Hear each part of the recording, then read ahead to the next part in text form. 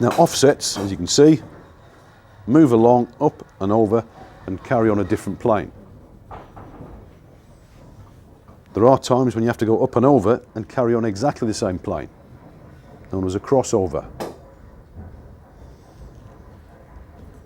Now crossovers can be done. Large crossovers we can bend to 90 and we can pull the sides out. Smaller crossovers helps again to use a template. And we're going to design a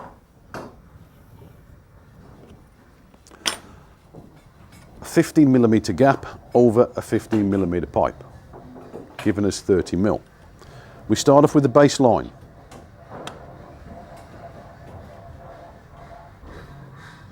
Then we have a centre point. Now these benders have a restriction from the stop to where the bend starts. You can't do anything about that. It's built in. When you're placing pipe into the bender, you can't have the end of the pipe inside the stop.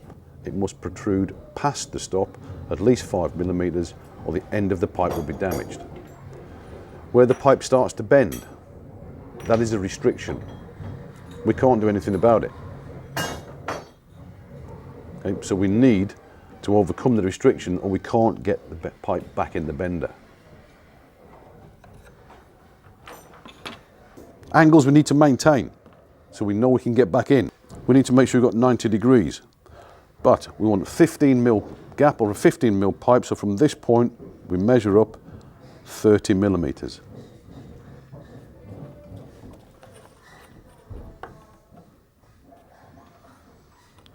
Then from the centre point, measure out 50mm either side.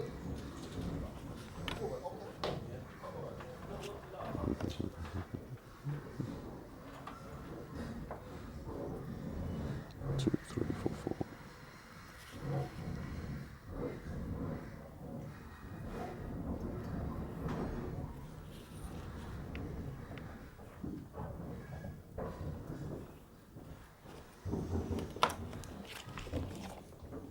That has now given us 90, 60, 30. Meaning this angle of our triangle is long enough to overcome the restriction in the bender.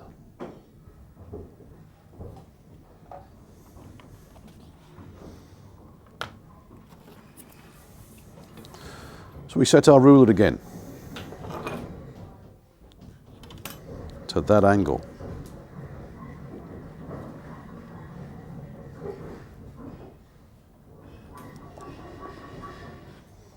Our piece of pipe, we mark it in the centre.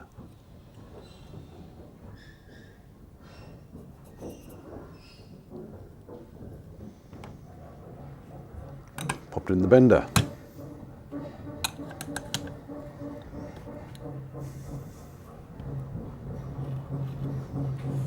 Find the centre of the bend, again using touch bend. Make sure you're in line with the standing end. Dissect the angle,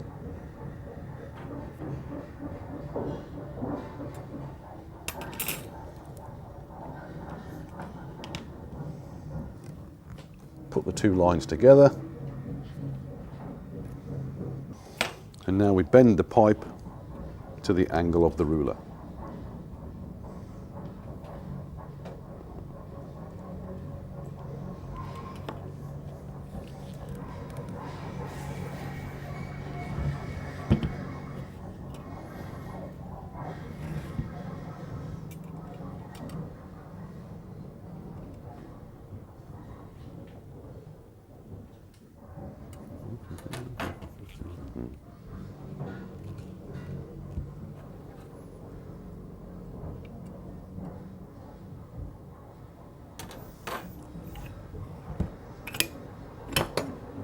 Again, our centre point will be in the centre of the bend. So in that position, we then put it back on the template. Now it's a round object, so you've got to look straight down at it, so you get it in the right place.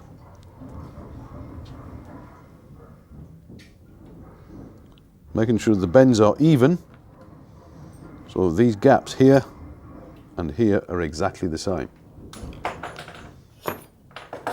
Then transfer the baseline to the top of the pipe.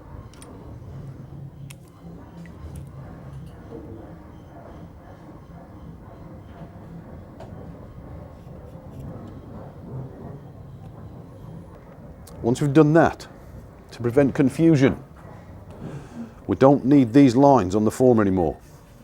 We're finished with those. We need these two lines known as tangent lines. Put the pipe back in the bender.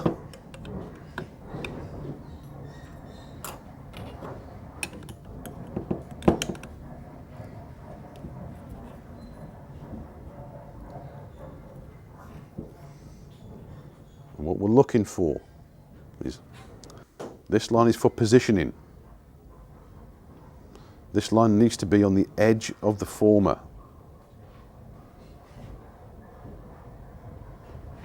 That line is going to help us get the angle right. But before we do anything else, remember we're putting more than one bend in the piece of pipe. We have to line it through so we're all in the same plane.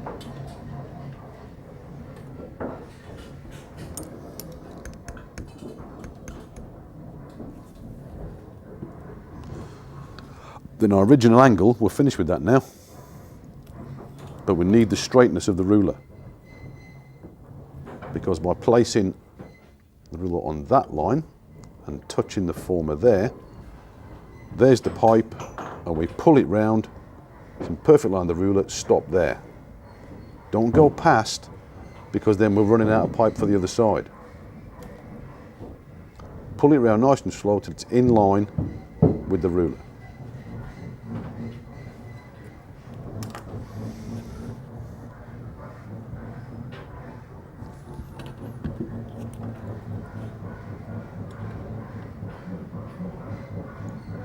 Once that's done,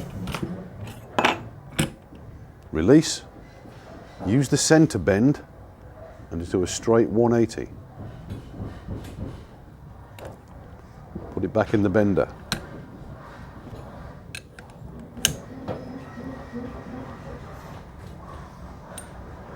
Now there are no lines on this side of the pipe, but what we have got is that straight edge there. So again, we use the straightness of the ruler, put it on there, and you can see I'm touching the former there, so it's in the right place. If the ruler landed there, it would mean I'd have to move the pipe down. If it landed like that and there's a big gap, I'd have to move the pipe up.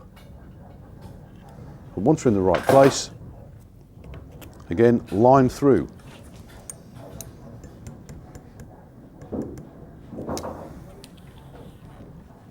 Then look down it and just pull it round and release until they're both straight in line.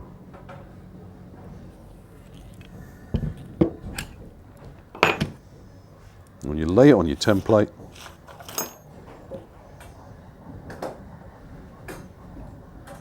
there's the base line, pretty much touching. We've got a 15mm gap over a 15mm pipe.